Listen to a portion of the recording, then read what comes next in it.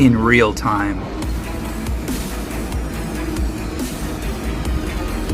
It's an iPhone 12. It goes around the camera.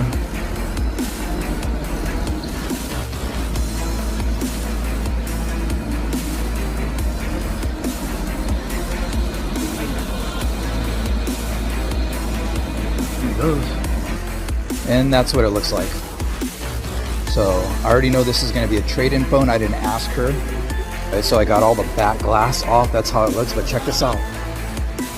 Another one. Another iPhone back glass just came in.